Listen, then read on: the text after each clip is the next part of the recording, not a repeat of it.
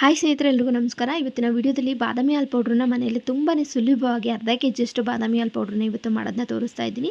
ನೀವು ಅಂಗಡಿಗಳಲ್ಲೆಲ್ಲ ಹೋಗ್ತಿರೋದಕ್ಕಿಂತ ಮನೆಯಲ್ಲೇ ಮಾಡೋದ್ರಿಂದ ಹೆಲ್ತಿಯಾಗಿರುತ್ತೆ, ಅಷ್ಟೇ ಟೇಸ್ಟಿಯಾಗೂ ಕೂಡ ಇರುತ್ತೆ. ಬನ್ನಿ ಹೇಗೆ ಮಾಡೋದು ಅಂತ ನೋಡ್ಕೊಳ್ಳೋಣ. ನೋಡೋಕ್ಕಿಂತ ಮುಂಚೆ ನನ್ನ ಚಾನಲ್ಗೆ ಸಬ್ಸ್ಕ್ರೈಬ್ ಮಾಡ್ಕೊಂಡಿಲ್ಲ ಅಂದರೆ ಸಬ್ಸ್ಕ್ರೈಬ್ ಮಾಡ್ಕೊಂಡು ಪಕ್ಕದಲ್ಲಿರುವಂಥ ಬೆಲ್ಲೈಕನ್ನ ಪ್ರೆಸ್ ಮಾಡಿ ಸ್ನೇಹಿತರೆ. ನಾನಿಲ್ಲಿ 1/4 ಕೆಜಿಯಷ್ಟು ಬಾದಾಮಿನ ತೊಗೊಂಡಿದ್ದೀನಿ. ಬಾದಾಮಿ 1/4 ಕೆಜಿಯಷ್ಟು ತೊಗೊಂಡಿದ್ದೀನಿ. ಮತ್ತು ಗೋಡಂಬಿನ ಬಂದ್ಬಿಟ್ಟು 200 ಗ್ರಾಮಷ್ಟು ಗೋಡಂಬಿನ ತೊಗೊಂಡಿದ್ದೀನಿ. 100 ಗ್ರಾಮಷ್ಟು ಪಿಸ್ತಾನ ತೊಗೊಂಡಿದ್ದೀನಿ. ಪಿಸ್ತಾ ಸ್ವಲ್ಪ ಕಡಿಮೆನೇ ಹಾಕ್ಕೊಳ್ಳಿ. ಗೋಡಂಬಿ ಮತ್ತು ಬಾದಾಮಿನ ಜಾಸ್ತಿ ಹಾಕ್ಕೊಂಡು ಪಿಸ್ತಾನ ಕಡಿಮೆ ಹಾಕ್ಕೊಳ್ಳಿ. ಪಿಸ್ತಾ ಸ್ವಲ್ಪ ಉಪ್ಪು ಅಂಶ ಇರುತ್ತೆ. ಸೊ ಹಂಗಾಗಿ ನಾವು ಪಿಸ್ತಾನ 100 ಗ್ರಾಮ್ನಷ್ಟು ತೊಗೊಂಡಿದ್ದೀನಿ.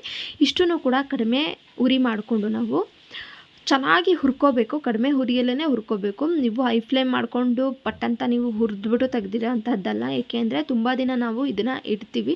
ಸೊ ಹಾಗಾಗಿ ನೀವು ಚೆನ್ನಾಗಿ ಕಡಿಮೆ ಹುರಿ ಮಾಡಿಕೊಂಡೇ ಹುರ್ಕೋಬೇಕಾಗತ್ತೆ. ಹೈ ಫ್ಲೇಮ್ ಮಾಡಿಕೊಂಡು ಹುರ್ಕೊಂಡ್ಬಿಟ್ರೆ ಒಳಗಡೆ ಎಲ್ಲನೂ ಕೂಡ ಮೇಲ್ಗಡೆ ಮಾತ್ರ ಕಪ್ಪಾಗಿರುತ್ತೆ, ಒಳಗಡೆ ಎಲ್ಲನೂ ಕೂಡ ಚೆನ್ನಾಗಿ ಫ್ರೈ ಆಗಿರಲ್ಲ. ಆವಾಗ ನಮಗೆ ಬಾದಾಮಿ ಹಾಲು ಪೌಡ್ರು ಬೇಗ ಹುಳ ಹತ್ತೋ ಸಾಧ್ಯತೆ ಇರುತ್ತೆ. ಸೊ ಹಂಗಾಗಿ ಕಡಿಮೆ ಹುರಿ ಮಾಡಿಕೊಂಡು ಚೆನ್ನಾಗಿ ಹುರ್ಕೊಳ್ಳಿ.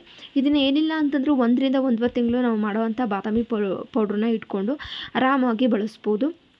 ಬೆಳಿಗ್ಗೆ ಮಕ್ಕಳಿಗೆ ಬೂಸ್ಟು ಅಥವಾ ಹಾರ್ಲಿಕ್ಸ್ ಆ ಥರ ಕೊಡೋದಕ್ಕಿಂತ ಮನೇಲೇ ಈ ಹೆಲ್ದಿ ಆದಂಥ ಬಾದಾಮಿ ಗೋಡಂಬಿನ ಪಿಸ್ತಾ ಹಾಕ್ಬಿಟ್ಟು ನೀವು ಬಾದಾಮಿ ಹಾಲು ಪೌಡ್ರನ್ನ ಮಾಡಿಟ್ಕೊಂಡ್ರೆ ಮಕ್ಕಳಿಗೆ ಕೊಡೋದ್ರಿಂದ ತುಂಬಾ ಒಳ್ಳೆಯದು. ಏಕೆಂದರೆ ಬಾದಾಮಿ ನೆನಪಿನ ಶಕ್ತಿಗಾಗಿರ್ಬೋದು, ಗೋಡಂಬಿ ಎಲ್ಲನೂ ಕೂಡ ಡ್ರೈ ಫ್ರೂಟ್ಸನ್ನು ಕೂಡ ನೀವು ತಿನ್ನಿಸ್ದಂಗೆ ಆಗುತ್ತೆ ಮಕ್ಕಳಿಗೆ. ಸೊ ಈ ರೀತಿ ಮನೇಲೇ ಕೂಡ ಮಕ್ಕಳಿಗೆ ಮಾಡಿಕೊಟ್ರೆ ತುಂಬಾ ಚೆನ್ನಾಗಿರುತ್ತೆ, ಇಷ್ಟ ಆಗುತ್ತೆ ಕೂಡ ಮಕ್ಳಿಗೂ.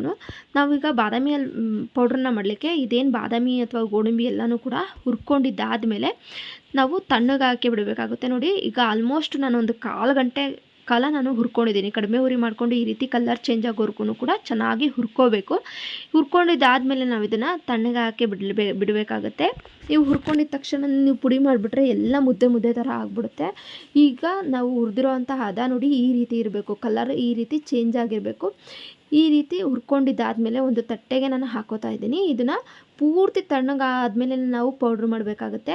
ನೀವು ಬೆಳಗ್ಗೆ ನೀವು ಹುರ್ಕೊಂಡಿದ್ದೀರಾ ಅಂತಂದರೆ ಆಲ್ಮೋಸ್ಟ್ ಒಂದು 9 ಗಂಟೆಗೆ ಹುರ್ಕೊಂಡಿದ್ದೀರಾ ಅಂದರೆ ಒಂದು 11 ರಿಂದ 12 ಗಂಟೆಯಲ್ಲಿ ನೀವು ಪೌಡ್ರ್ ಮಾಡಬೇಕಾಗುತ್ತೆ. ಸೊ ಪೂರ್ತಿ ತಣ್ಣಗಾಗಬೇಕು. ಅದಾದಮೇಲೆ ಪೌಡ್ರು ಮಾಡಬೇಕು. ಇದು ತುಂಬಾ ಮುಖ್ಯ ಬಾದಾಮಿ ಹಾಲು ಪೌಡ್ರು ಮಾಡುವಾಗ. ನೋಡಿ, ನಾನು ಪೂರ್ತಿ ತಣ್ಣಗಾದಮೇಲೆ ಒಂದು ಮಿಕ್ಸರ್ ಗ್ರೈಂಡಿಗೆ ನಾನು ಒಂದು ಮಿಕ್ಸಿಗೆ ಹಾಕ್ಕೊತಾ ಇದ್ದೀನಿ. ಜಾರಲ್ಲಿ ಸ್ವಲ್ಪ ನೀವು ಬಾದಾಮಿ ಮತ್ತು ಗೋಡಂಬಿ ಹುರ್ಕೊಂಡಿರೋ ಅಂಥದ್ದನ್ನ ಹಾಕ್ಕೊಂಡು ಅದಕ್ಕೆ ಸ್ವಲ್ಪನೇ ಸಕ್ಕರೆನ ನಾನು ಹಾಕ್ಕೋತಾ ಇದ್ದೀನಿ. 1 ಕಪ್ಪಷ್ಟು ನಾನು ಸಕ್ಕರೆನ ತೊಗೊಂಡಿದ್ದೀನಿ. ಒಂದು 1/4 ಕೆಜಿಗೂ ಜಾಸ್ತಿ, ಅಂದರೆ ಒಂದು ಅರ್ಧ ಕೆಜಿಗಿಂತ ಕಡಿಮೆ 1/4 ಕೆಜಿಗಿಂತ ಜಾಸ್ತಿನ ಹಾಕ್ಕೊಂಡಿದ್ದೀನಿ. ಇದಕ್ಕೆ ಏಲಕ್ಕಿ ಒಂದು 100 ಗ್ರಾಮಷ್ಟು ಏಲಕ್ಕಿನ ತೊಗೊಂಡಿದ್ದೀನಿ. ಸೊ ಸ್ವಲ್ಪನೇ ಏಲಕ್ಕಿನ ಹಾಕ್ಕೊಂಡು ಸ್ವಲ್ಪ ಅರಿಶಿನ ಹಾಕ್ಕೊಂಡು ನಾನು ಇದಕ್ಕೆ ಪೌಡ್ರನ್ನ ಮಾಡ್ಕೊತಾ ಇದ್ದೀನಿ. ನೋಡಿ, 3 ಸಲ ನಾನು ಪೌಡ್ರ್ ಮಾಡ್ಕೊತಾ ಇದ್ದೀನಿ. ಒಂದೇ ಸಲ ಎಲ್ಲನೂ ಹಾಕೋಬಾರ್ದು. ಸ್ವಲ್ಪ ಸಕ್ಕರೆ ಮತ್ತು ಸ್ವಲ್ಪ ಏಲಕ್ಕಿನ ಹಾಕ್ಕೊಂಡು ಸ್ವಲ್ಪ ಅರಿಶಿನ ಹಾಕ್ಕೊಂಡು ಈ ರೀತಿ 3 ಸಲ ನಾನು ಪೌಡ್ರನ್ನ ಮಾಡಿಕೊಂಡು ಈ ರೀತಿ ಎತ್ತಿಟ್ಕೊಂಡಿದ್ದೀನಿ. ಒಂದು ಕಪ್ನಲ್ಲಿ ಎತ್ತಿಟ್ಕೊಂಡಿದ್ದೀನಿ. ನೋಡಿ, 3 ಸಲ ನಾನು ಪೌಡ್ರ್ ಮಾಡ್ಕೊಂಡಿದ್ದೀನಿ. ನೀವು 3/4 ಕೆಜಿಯಷ್ಟು ಏನು ಬಾದಾಮಿ ಗೋಡಂಬಿ ಪಿಸ್ತಾನ ತೊಗೊಂಡಿರೋದ್ರಿಂದ ನಾನು ಅರ್ಧ ಕೆಜಿ ಹತ್ತತ್ರ ಸಕ್ಕರೆನ ಹಾಕ್ಕೋಬೇಕಾಗತ್ತೆ. ಆವಾಗ ಅಷ್ಟು ಹಾಕ್ಕೊಂಡ್ರೆ ಕರೆಕ್ಟಾಗುತ್ತೆ. ಅರ್ಧ ಕೆಜಿ ಸಕ್ಕರೆ ಹಾಕ್ಕೊಂಡ್ರೂ ಕೂಡ ಕರೆಕ್ಟಾಗುತ್ತೆ.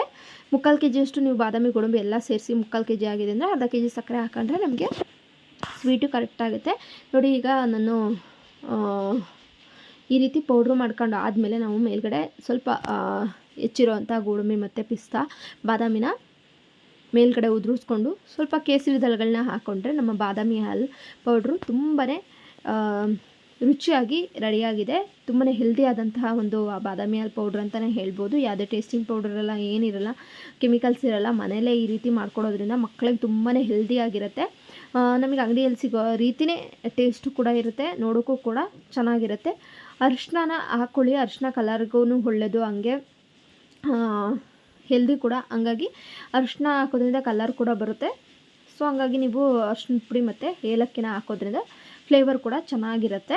ನಾನೀಗ ಬಿಸಿ ಹಾಲಿಗೆ 2 ಸ್ಪೂನಷ್ಟು ಬಾದಾಮಿ ಹಾಲು ಪೌಡ್ರು ನಾವೇನು ತಯಾರಿಸ್ಕೊಂಡಿದ್ವಲ್ವ ಅದನ್ನು ಸೇರಿಸ್ಬಿಟ್ಟು ಚೆನ್ನಾಗಿ ಮಿಕ್ಸ್ ಮಾಡಿಕೊಂಡು ಸರ್ವ್ ಮಾಡಿದ್ರೆ ನಮ್ಮ ಬಾದಾಮಿ ಹಾಲು ತುಂಬಾ ಟೇಸ್ಟಿಯಾಗಿ ಕುಡಿಯೋದಕ್ಕೆ ಸಿದ್ಧವಾಗಿದೆ. ಮೇಲ್ಗಡೆ ಸ್ವಲ್ಪ ಬಾದಾಮಿ ಮತ್ತು ಗೋಡಂಬಿನ ಉದುರಿಸ್ಕೊಂಡು ಆರಾಮಾಗಿ ಮಕ್ಕಳಿಗೆ ಕೊಟ್ಟರೆ ಇಷ್ಟ ಆಗುತ್ತೆ. ನೋಡಿ, ಈಸಿ ಆದಂತಹ ನಮ್ಮ ಒಂದು ಬಾದಾಮಿ ಹಾಲು ಪೌಡ್ರನ್ನ ಮನೇಲೇ ಹೇಗೆ ಮಾಡೋದು ಅಂತೇಳಿ ಇವತ್ತಿನ ವೀಡಿಯೋದಲ್ಲಿ ತೋರಿಸ್ಕೊಟ್ಟಿದ್ದೀನಿ. ನಿಮ್ಮೆಲ್ರಿಗೂ ಕೂಡ ಇಷ್ಟ ಆಗಿರುತ್ತೆ ಅಂತ ಅನ್ಕೋತೀನಿ. ಇಷ್ಟ ಆದರೆ ಒಂದು ಪುಟ್ಟ ಲೈಕ್ ಮಾಡಿ, ಹಾಗೆ ಕಮೆಂಟ್ ಮಾಡಿ ಹೇಗೆ ಬಂದಿತ್ತು, ನೀವು ಟ್ರೈ ಮಾಡಿದ್ರಾ ಅಂತೇಳಿ ನನಗೆ ಕಮೆಂಟ್ ಮಾಡಿ. ತುಂಬ ಜನಕ್ಕೆ ನಿಮ್ಮ ಫ್ರೆಂಡ್ಸು ಫ್ಯಾಮಿಲಿಗೂ ಕೂಡ ಹೆಲ್ಪ್ ಆಗುತ್ತೆ, ಶೇರ್ ಮಾಡಿ. ಹಾಗೆ ಇನ್ನೊಂದು ವೀಡಿಯೋ ಜೊತೆ ನಿಮ್ಮ ಮುಂದೆ ಬರ್ತೀನಿ ಸ್ನೇಹಿತರೆ. ಇವತ್ತಿನ ವೀಡಿಯೋ ನಿಮಗೆಲ್ರಿಗೂ ಕೂಡ ಇಷ್ಟ ಆಗಿರುತ್ತೆ ಅಂತ ಭಾವಿಸ್ತಾ ಇವತ್ತಿನ ವೀಡಿಯೋನ ಮುಗಿಸ್ತಾ ಇದ್ದೀನಿ. ಥ್ಯಾಂಕ್ ಯು ಫಾರ್ ವಾಚಿಂಗ್ ಸ್ನೇಹಿತರೆ. ಬಾಯ್.